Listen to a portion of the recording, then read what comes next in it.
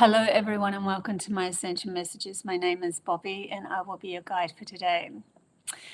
Today, I'm going to talk about premonitions, how they come about and why they come about. Hey, Annie, good to see you in the chat bar. I am an intuitive counselor. If you want a one-on-one reading with me, the link is down below. And I also have a school called Amical. If anyone wants to join that school, it's over on Patreon. Has hundreds of telepathic lessons and so forth. Plus, I have another YouTube, which is called Codes to a New Reality channel. Okay, so we'll get into this. So I want to explain to you a bit more about what I'm going to talk about and the reason why it all happened. Like I was literally watching something on TV and or on YouTube, and it was somebody who prophesied something, and that just they started to talk about how this all came about from a very scientific point of view. And I was getting this other information about it and going, oh my God, there's so much more to this than what they're discussing. So I've started to break down some of the information that was coming through, and it just kept pouring through me. So I decided to just, start. I wrote a whole big thing, and I decided to come live and explain to you guys what I had written down. So I'm going to be reading a lot of this off my phone, but it is all sort of channel messages from my higher self, my knowing of what it's all about. Plus, there are beings that I actually do have channel messages coming through with as well. But I do believe that this is more from my own higher self. There's something within me that I just know how this all works. So let's get into this. First of all, I wrote down, not everything can be explained by logic. To believe that means half your brain is useless. Therefore, we are in need of exploring that which logic doesn't understand to figure out what we are truly capable of. And we have to really address this because so far, we're trying to sort out or understand things that the masculine logical mind, the mind that looks at the physical aspects of life only, is trying to find a pattern in life as to explain half of this really esoteric things that can happen with humanity. And it's always going to seep through. That's why even in the history of humanity, we have these stories of unusual events and people meeting up with elementals and stuff. All these different stories that have come out in the history, they've always been present because we were in denial of a certain part of ourselves that definitely had access to these other realities and other skill sets that go way beyond what logic can understand. So it couldn't disappear because it is who we are. But to just look at these things, these very esoteric, weird things that happen to us like premonitions, from a logical point of view, you're not going to get the full answer. You're not going to understand completely how this works. It will have holes in it, so to speak. So wanting scientific proof to try and understand something that science is yet to make discoveries of, because science is slowly, well, it definitely is now, turning into, with quantum physics and so forth, it's literally moving into the spiritual world anyway, into the energy world, into understanding what frequencies do and how they work in alignment with the material world. So, but to try and, wanting scientific proof to try and understand something that science is yet to make a discovery of makes no logical sense, really. Imagine trying to use science to explain a microchip back in 1800s. To them, it's a useless piece of metal. Therefore, when we discuss things of the soul, we need to let go of logic and trust our intuition, our feelings, and those people who are actually in touch with their souls and trust what they say. So then I went on to premonitions. How and why do they happen? Hey, everybody in the chat bar. Didn't expect to see so many people. Hey, Sky. Hey, Wade. Good to see you guys. Okay. Wow, amazing spiritual spot. Love that sky. Okay, here we go. So, many have had dreams of things untold, of events still to happen. Some are spot on, while others are similar to the actual event, but they're shown symbolically in a dream or a vision.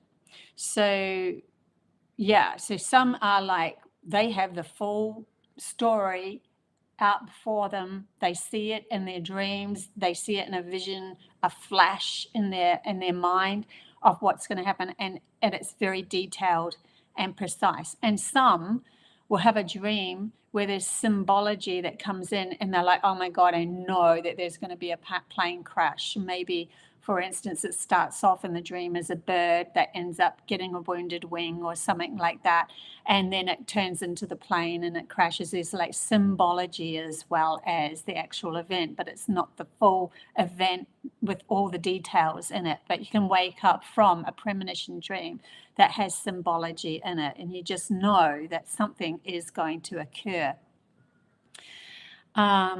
Also, there are fleeting visions or movies that can play out in someone's mind while they are awake, prophesizing events still to happen. And other times, people just get a feeling of an event, but no logical reason why they felt this way, only to be proven later that their feelings did play out in reality.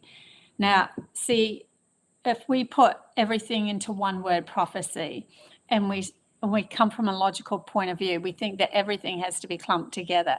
But when you go into the depths of what prophecies are like, and the different people who have different ways of prophesizing or seeing into the future, they are all unique to the person, whether they have a certain ability within themselves. They might feel more, they might experience more within their mind and understand the storylines and so forth. There's just too many different varied ways, and it can also be a combination of these varied of ways.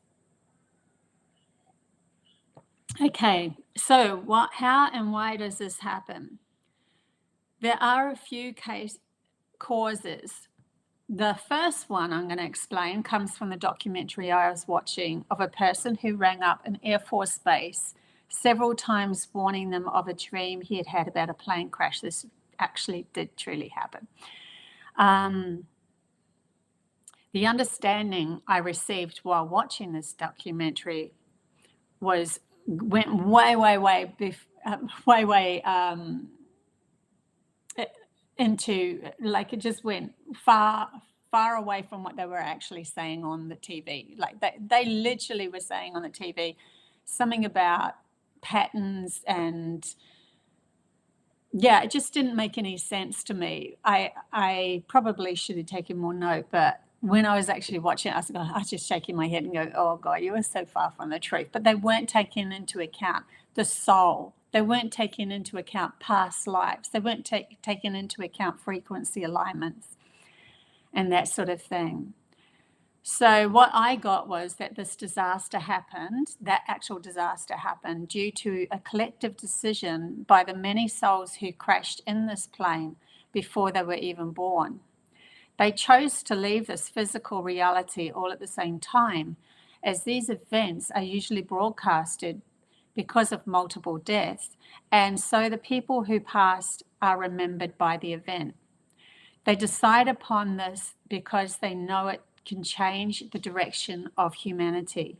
Thus, it is worth leaving together. So that, that can happen even if it isn't prophesized. I do believe that's what happens in a lot of these group, places where groups of people, big groups of people, large big groups of people will pass all at the same time through,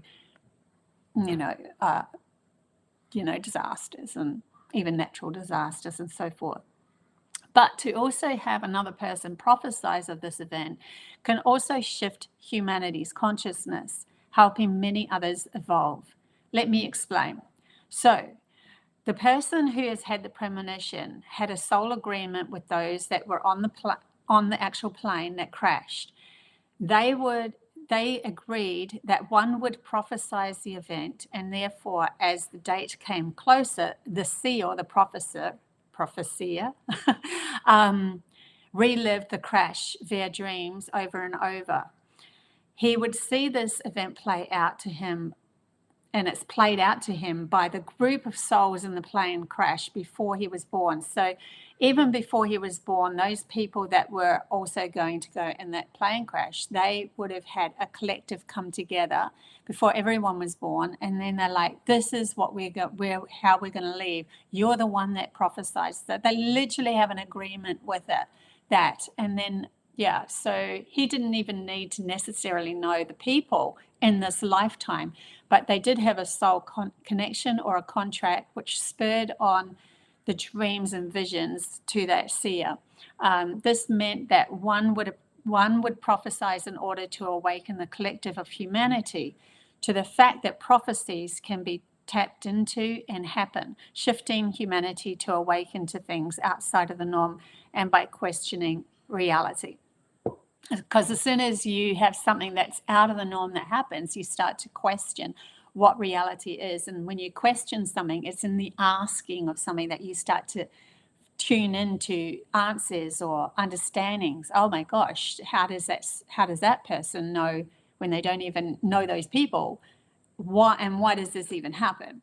And that ends up creating a space. We'll call that a portal for explanation to be derived or come into this reality through maybe me or another person that can give you the answer. So see, because the question has been put out to the universe, humanity's consciousness puts it out to the universe, it allows for somebody to come in with the answer eventually.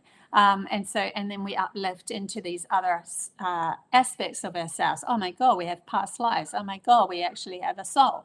That sort of thing. And so we need to take those things into account, not just through science and a practical, material world anymore. Okay, so then another reason they said that visions and dreams can come true is because the person prophesizing could have a similar event happening to them in a past life. Therefore, as the energies in their reality accumulate to the same conditions which are leading up to that event, means that the person would feel something is coming, thus giving the person an intuitive knowing of what's to come with no logical explanation, because logically the physical world is in another time frame, but energetically they know it's a similar story because it's kind of like, because, I've got an explanation here. I'll read this first. Kind of like a person who gets out of one bad relationship only to fall into another similar one because they haven't learnt from their first one. It may look physically different, being that it's a different person, but energetically it ends up being the same outcome in the end. So say, for instance, someone in the past life has an actual thing that goes wrong, and they can foresee an event. Say, for instance, let's just take an example. There's going to be a natural disaster that happens. There's a vibration that it's a subtle vibration that humanity can tune into. And say, for instance, there's a corona hole that's actually facing Earth, that's changing the atmosphere of Earth.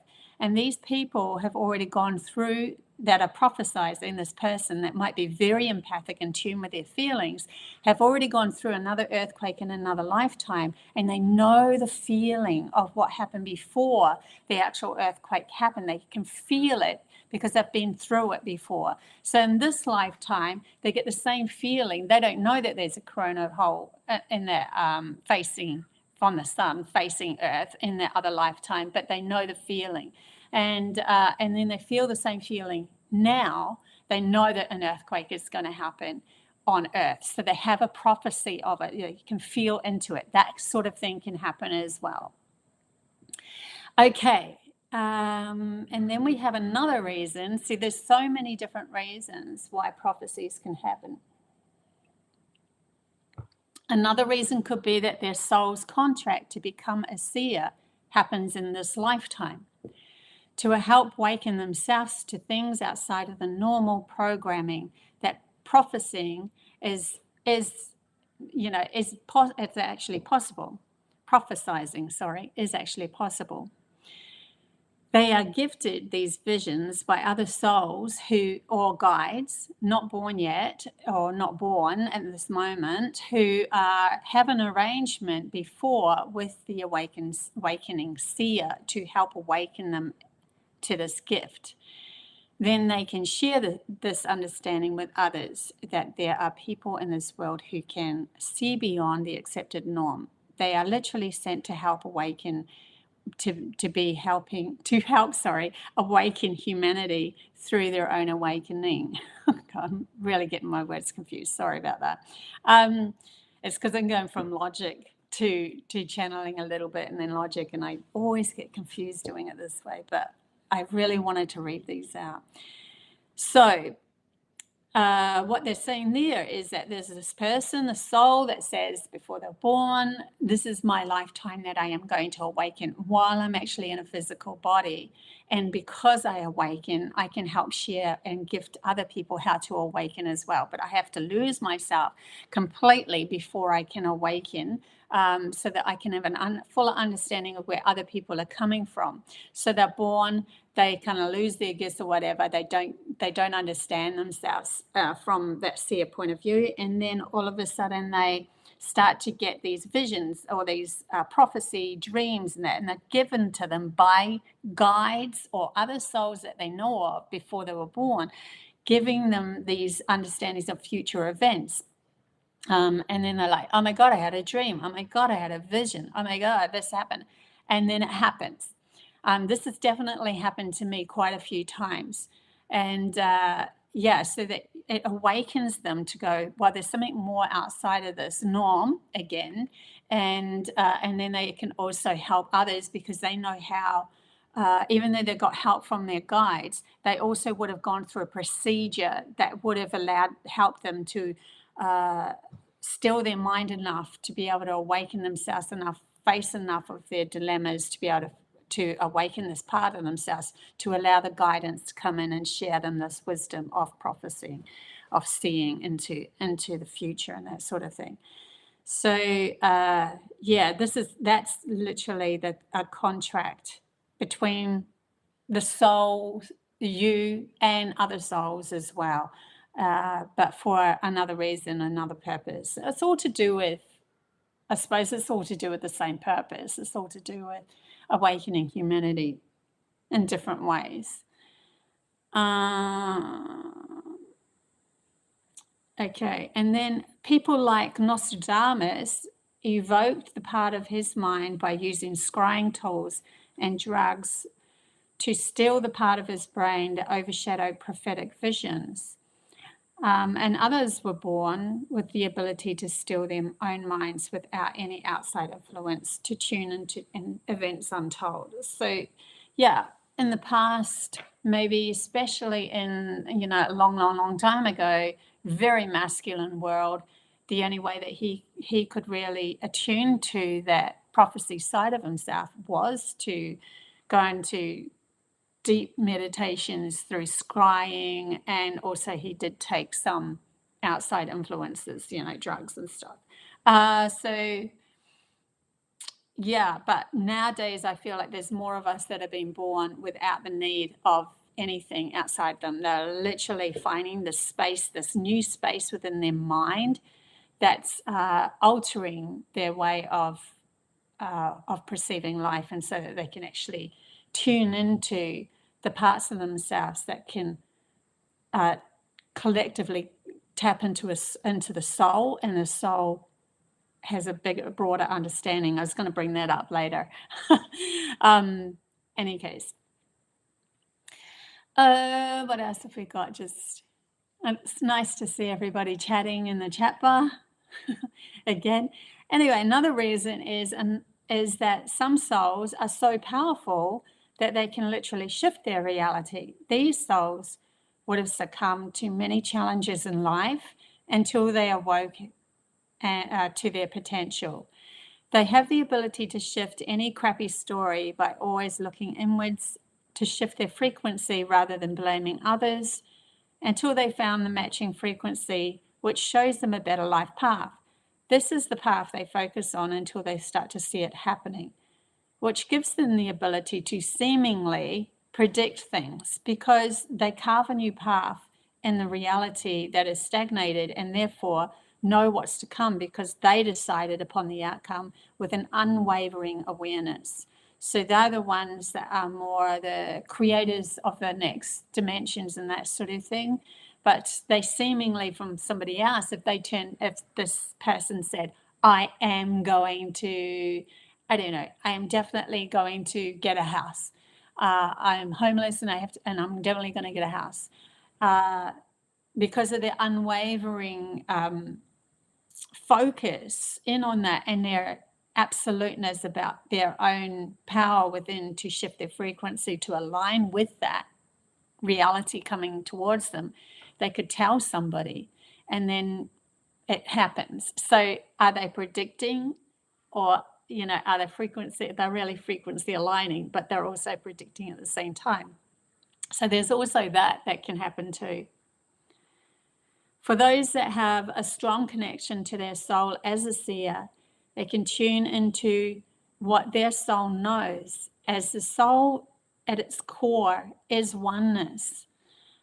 This gives them infinite realities to feel into, also the ability to adjust to the shifts in humanity's path and what's to come. So I think that the biggest thing is that we're learning as we go along in this, ascension process. We are learning to acknowledge our soul through our feelings, and we're learning that the soul as the observer self, the self that is observing reality, is actually oneness. It's connected to all other souls. It's like tuning into the Akashic record. You could call it the same. A soul at its core self is the wholeness of everything and everyone, including animals and everything. It is everything. And that's really hard for the logical mind to understand, because the logical mind's game or reason for being is to separate everything and to make sense out of the separation. But the soul is already connected. It's completely in sync with everything. And so when you tune into your soul, you can tune into first all the past lives that you've had, your soul has gone on. And second, all of those guides that have been, or those beings or other souls that have been on those same past lives.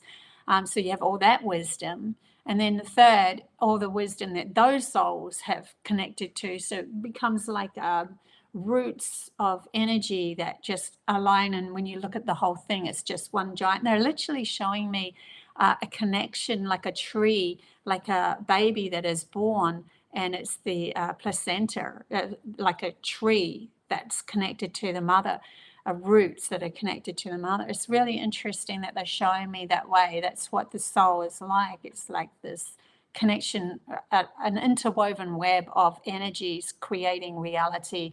And your perception is the only perception that exists, because you are the only one that can feel into it. You can't perceive from somebody else's reality, but you can perceive from yours. But you have this kind of inner awareness. We can say it's an inner awareness, but it just is an absolute of soul connecting with soul, connecting with soul. It's connecting with so many past lives and so many things that we can tune into so much. But then they're showing me it also is going backwards, and past lives also goes forward in future lives, which is another really hard concept for the logical mind to grasp hold of, because it can only know it's separated itself to only understanding from birth to death procedures so that we can have this experience. But in a soul's perspective, everything has happened all at once. It's just been a flush. It's showing me whenever I get a channel message, it comes like that, like so quick. And then I have to express it in words and change it to words. Well, in that moment, that is what all the future and the past lives have all happened already. So you can tune into those future lives and so forth, but it's coming from your perspective and what your reality is going to play out. So if somebody else on the other side of the world might prophesize a completely different prophecy because their life is completely separated from your life. It's like going on another journey. It's like totally different perception of life. Very hard to describe what they're bringing to me, because it really outdates logic. It's like going beyond logic. Yeah, so you could have, it's like there's beings out there that don't even know the existence of Earth. So Earth does not even exist to them. So their prophecies is all to do with their planetary alignment, their understanding of their future and that sort of thing. It's their personal experience. And I think that's what we're trying to get to. Yes, it will play out in your reality because you prophesized it. So you've already attuned yourself vibrationally met to that outcome through the prophetic vibrational frequency aligned with that reality becoming real from your perspective. There's many people in this world that have never seen, that person that had that prophecy with the crash and all that sort of thing. So does it exist to them? No, it doesn't. It doesn't even exist to them. Prophecies don't even exist. So their reality is kept in that smallness.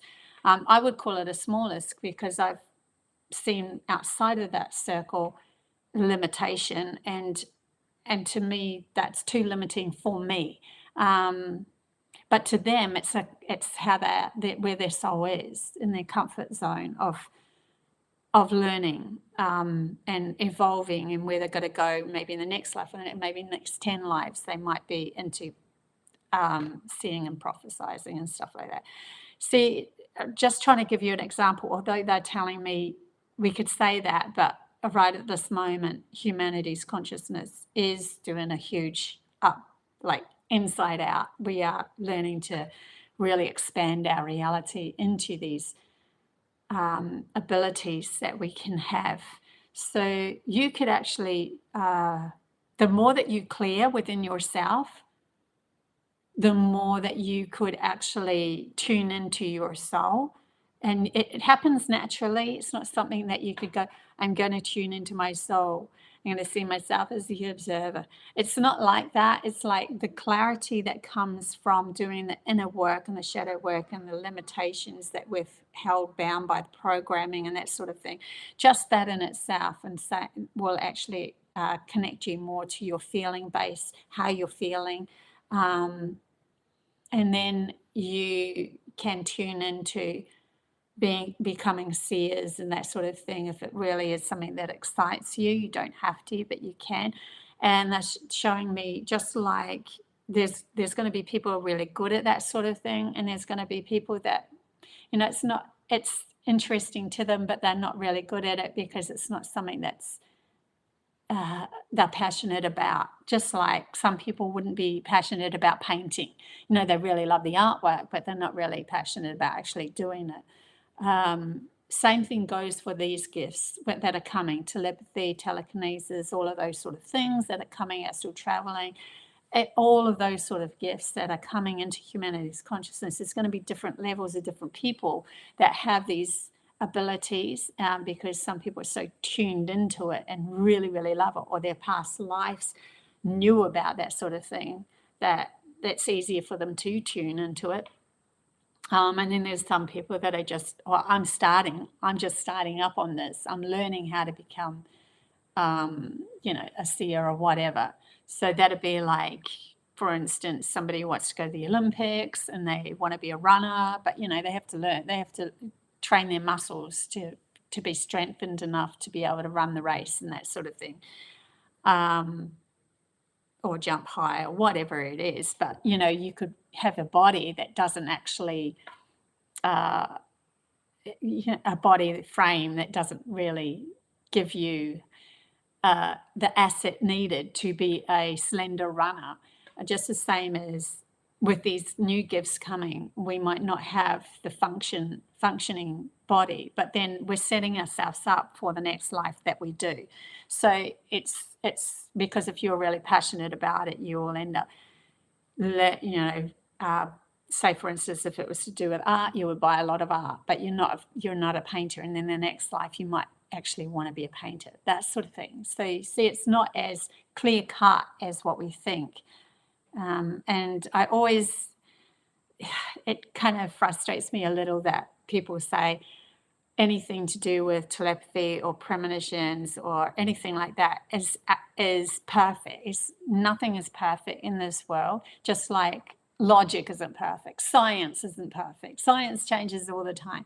Gosh, the amount of times that science has told me something, when I first had my firstborn baby, they told me, you must put her on, I think it was, you must put her on her back to sleep. And then 3/4 a year later, I had my second child, and they were telling me the opposite. You have to put her on her stomach. I kept putting them on their side. And so as like science, well, go with your intuition. I always went with my intuition because science wasn't perfect. It changed to the opposite side quite often throughout the years. And sometimes we don't know that until we're actually older, because we haven't lived through has gone through that's older, where they saw the pattern of, oh, here we go again. They're telling us coffee's really good for us, and then next year it'll be coffee's really bad for us, and that sort of thing. So yeah, science isn't perfect either. Logic isn't perfect. The intuition is intermingling. We're still learning how to use it. It's not perfect either. So please remember that as you move along. But it does have, we do have these abilities that can improve as we go along. Okay, so that's what I wanted to come live and talk about. Tomorrow I'm also going to go live, and I'm just going to channel messages to do with the energies that's happening at the moment. I am going to do whatever I need to do at the moment to move along. But yeah, until next time, guys, see ya.